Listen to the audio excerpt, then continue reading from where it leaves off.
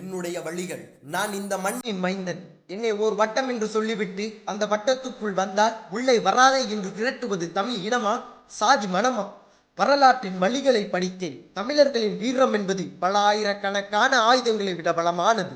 ஒருவர் பார்க்கும் தொழிலின் பெயர் காலப்போக்கில் சாதியின் பெயராக மாறியது. அதை உருவாக்கியது யார்? வெயிலில் வேர்வை சொட்டி வேர்வையை நிலத்திற்கு நீராக மாற்றி உழைத்தவன் உழைத்து மோடாக தேய்ந்து போக காரணம் யார்?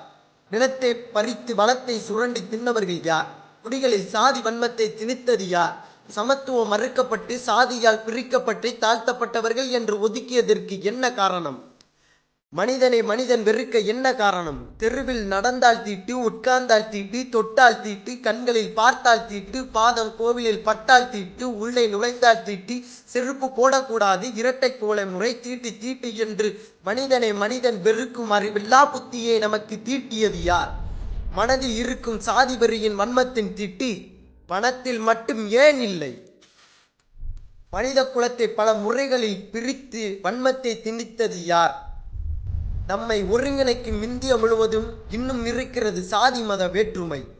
சாதி மத வன்மத்தை விரட்டி அடிக்க, காலத்தை மாற்றி அமைக்க, சமத்துவம் பிறக்க, தேசத்தை ஒற்றுமைக்காக போராடிய நம் தேச தலைவர்களை சாதி தலைவர்களாக மாற்றியது யார்?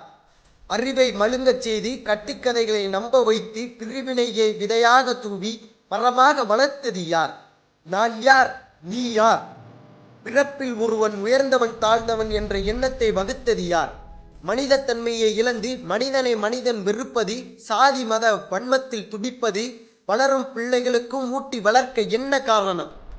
நான் சாதி வெறியனாக மாறியது எப்படி? இதற்கெல்லாம் காரணம் யார்? யார்? யார்?